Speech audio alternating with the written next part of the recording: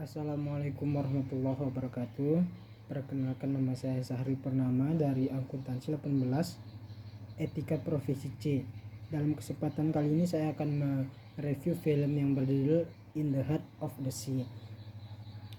Pada tahun 1850, Herman Melville, seorang penulis, menyambangi Thomas Nicholson, penyintas peristiwa tenggelamnya kapal Essex yang masih hidup, untuk mendapatkan cerita tentang kejadian tersebut.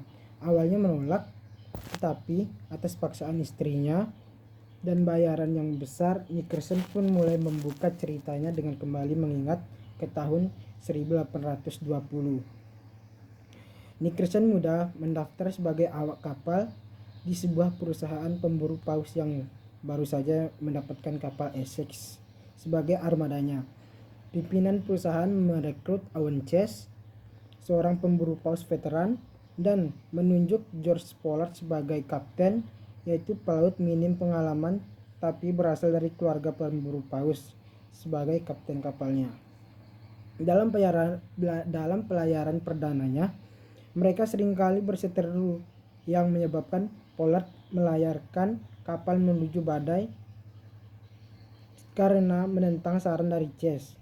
Kemudian mereka berbaikan dan melepaskan ego masing-masing daripada mereka pulang tanpa hasil.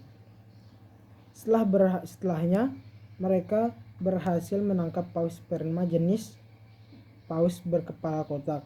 3 bulan tanpa hasil, Pollard mengarahkan kapal dari Samudra Atlantik menuju ke Samudra Pasifik melalui Cape Horn.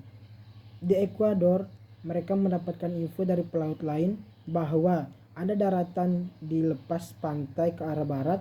Mereka tertarik dan tidak peduli dengan cerita tentang paus raksasa yang mereka anggap hanyalah mitos belaka.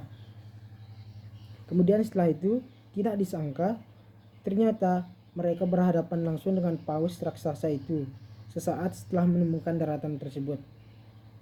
Apa yang terjadi? Kapal mereka terbelah dan tenggelam yang membuat mereka terpecah ke dalam 3 skoci untuk menemukan pantai.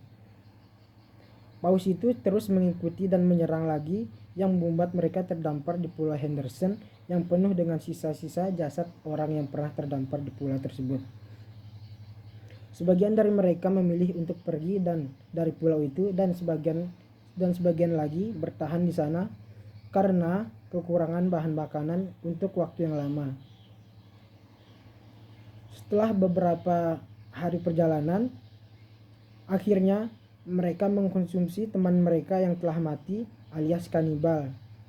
Paus raksasa itu kembali lagi, tapi kali ini Chase tidak membidiknya dan membiarkan paus raksasa itu tersebut pergi dan tidak akan terlihat lagi.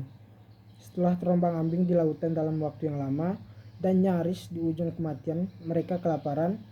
Chase dan rekan-rekannya atau teman-temannya mencapai daratan dan dipulangkan ke kampung halaman sehingga bisa berkumpul kembali dengan keluarganya. Setelah itu, Kapten Pollard dan Chase diminta untuk tidak menceritakan kejadian ini ke publik oleh pimpinan perusahaannya, tapi Chase memilih untuk berhenti karena daripada berbohong. Dari peristiwa tersebut terdapat beberapa perspektif dalam etika profesi. Yang pertama, ada egoisme. Egoisme ialah mementingkan diri sendiri dan dan mengabaikan orang lain. Dari peristiwa tersebut, dari tokoh tersebut yang memiliki sifat egoisme ialah kapten dari kapal Essex, yaitu George Pollard. Yang kedua ialah otoritarisme, menguntungkan dan bermanfaat, yaitu yang memiliki sifat dari otoritarisme ialah Owen Chase. Yang ketiga, deontologi, sesuai dengan kewajiban. Yang memiliki sifat ini ialah prajurit dari kapal Essex dan Owen Chase.